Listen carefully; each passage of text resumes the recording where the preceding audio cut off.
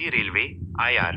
भारतीय रेलवे भारत की सामाजिक आर्थिक रीढ़, दुनिया के सबसे बड़े रेल नेटवर्कों में से एक और देश का सबसे बड़ा एकल नियोक्ता है, जिसमें लगभग 12 लाख से अधिक नियमित कर्मचारी कार्यरत हैं। यह रेल मंत्रालय के तहत एक एकीकृत सार्वजनिक उपक्रम के रूप में काम करता है, जिसका प्रबंधन केंद्रीय रेलवे बोर्ड द्वारा किया जाता है। यह नेटवर्क न केवल नागरिकों को जोड़ता है, बल्कि कोयला, स्टील, उर्वरक, पेट्रोलियम और अनाज जैसे आवश्यक रणनीतिक संसाधनों के परिवहन का मुख्य जरिया है। मुख्य ऐतिहासिक मील के पत्थर और विकास। पहली यात्री ट्रेन 1853।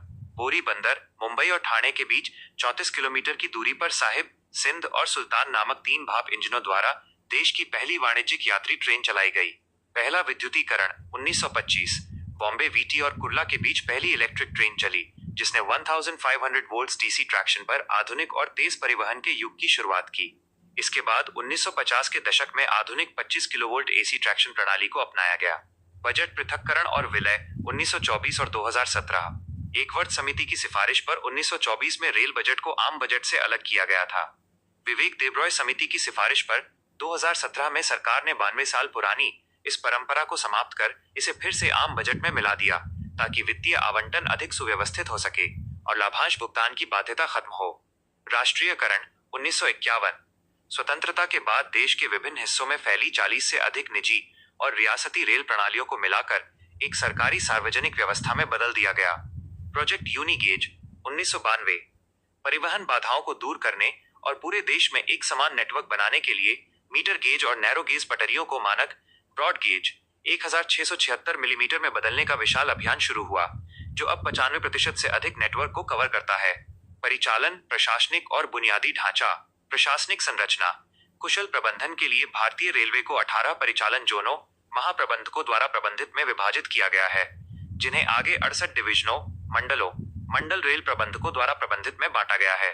सबसे नवीनतम जोन विशाखापत्तनम में स्थित दक्षिण तटीय रेलवे है। इसके अतिरिक्त रेलवे के पास अपनी विशेष सुरक्षा इकाई रेलवे सुरक्षा बल आरपीएफ है। विशाल क्षमता। ये 69,000 किलोमीटर से अधिक लंबे रूट और 1,32,000 किलोमीटर से अधिक कुल ट्रैक का संचालन करता है, जिससे सालाना लगभग 6.9 अरब यात्री 7,300 से अधिक स्टेशनों के माध्यम से सफर करते हैं। माल ढुलाई। सालाना 1,500 मिलियन टन से अधिक माल की ढुलाई की जाती है। रेलवे के कुल राजस्व का लगभग 2/3 हिस्सा इसी माध्यम से आता है, जिसमें बिजली उत्पादन के लिए कोयला, बुनियादी ढांचे के लिए सीमेंट, स्टील और देश की खाद्य सुरक्षा के लिए अनाज शामिल है। सार्वजनिक क्षेत्र के उपक्रम पीएसयूएस रेलवे के तहत कई विशिष्ट सार्वजनिक इकाइयां काम करती हैं, जैसे आईआरसीटीसी खान पान और ऑनलाइन टिकट बुकिंग के लिए, कॉनकॉर कंटेनर डिपो और लॉजिस्टिक्स के लिए, आरवीएनएल और आईआरसीओएन बड़े बुनियादी ढांचे और रेल निर्माण परियोजनाओं के लिए, सीआरआईएस रेलवे के लिए आवश्यक आईटी और सूचना प्रणालियों के विकास के लिए। उत्पादन इकाइयां। रेलवे अपने अधिकांश इंजन और डिब्बे खुद बनाती है।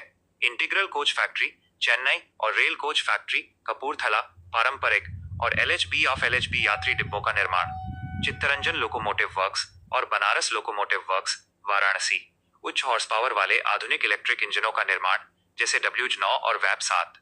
रेल व्हील फैक्ट्री बेंगलुरु पहियों और धुरियों का उत्पादन। आधुनिकीकरण, सुरक्षा और तकनीकी प्रगति। वंदे भारत और अमृत भारत ट्रेनें भारत में स्वदेशी रूप से डिजाइन की गई semi high speed self propel बिना अलग इंजन वाली वंदे भारत एक्सप्रेस, गति 160-180 किलोमीटर घंटा और गैर एस बड़ी ई श्रेणी के यात्रियों के लिए पुश पुल तकनीक, आगे और पीछे 2 इंजन पर आधारित अमृत भारत ट्रेनें देश की प्रीमियम व आम यात्रा आवश्यकताओं को पूरा कर रही हैं। बुलेट ट्रेन परियोजना। Mumbai Ahmedabad high speed rail corridor Bharat की पहली वास्तविक हाई स्पीड रेल परियोजना है, जिसे जापानी शिंकानसेन तकनीक की मदद से विकसित किया जा रहा है, जिसकी डिजाइन गति 320 किलोमीटर घंटा है। अमृत भारत स्टेशन योजना। देश के 1,300 से अधिक छोटे बड़े रेलवे स्टेशनों का पुनर्विकास किया जा रहा है, ताकि यात्रियों को आधुनिक प्रतीक्षा कक्ष, रूफटॉप प्लाजा, मुफ्त वाईफाई, एस्केलेटर, लिफ्ट और दिव्यांग अनुकूल स्वच्छ वातावरण जैसी विश्व स्तरीय सुविधाएं मिल सकें। मिशन 100% विद्युतीकरण। कार्बन उत्सर्जन को कम करने और महंगी डीजल आयात पर निर्भरता खत्म करने के लिए तेजी से काम चल रहा है, जिसके तहत ब्रॉडगेज रूटों का लगभग पूरा विद्युतीकरण किया जा चुका है। ये दुनिया का सबसे बड़ा नेट जीरो कार्बन उत्सर्जक रेल नेटवर्क बनने की दिशा में बड़ा कदम है। Dedicated freight corridor. मालगाड़ियों के लिए विशेष रूप से पूर्वी गलियारे, लुधियाना से दानकुनी और पश्चिमी गलियारे, दादरी से जेएनपीटी में अलग भारी भार वाली पटरियां बनाई गई हैं।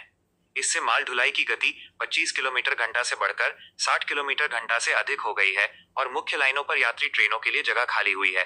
कवच सिस्टम, स्वदेशी रूप से विकसित एक इलेक्ट्रॉनिक ऑटोमेटिक ट्रेन प्रोटेक्शन सुरक्षा तकनीक।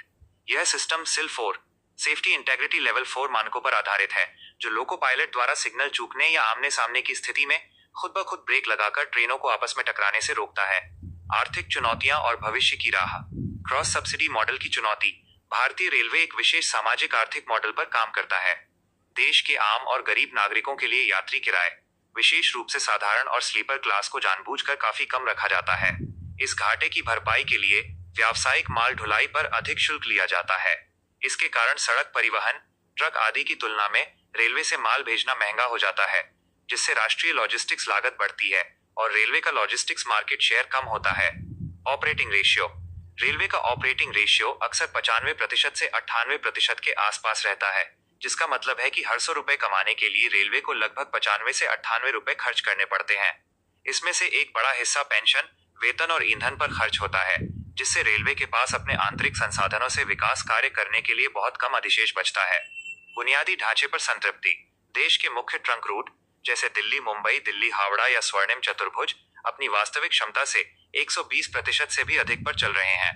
अत्यधिक भीड़ और पुराने हो रहे पुलों व पटरियों के रखरखाव के कारण कई बार ट्रेनों की समयबद्धता प्रभावित होती है, जिसके समाधान के लिए सरकार अब सालाना 2.5 लाख रुपए करोड़ से अधिक का भारी बजटीय पूंजीगत व्यय कर रही है।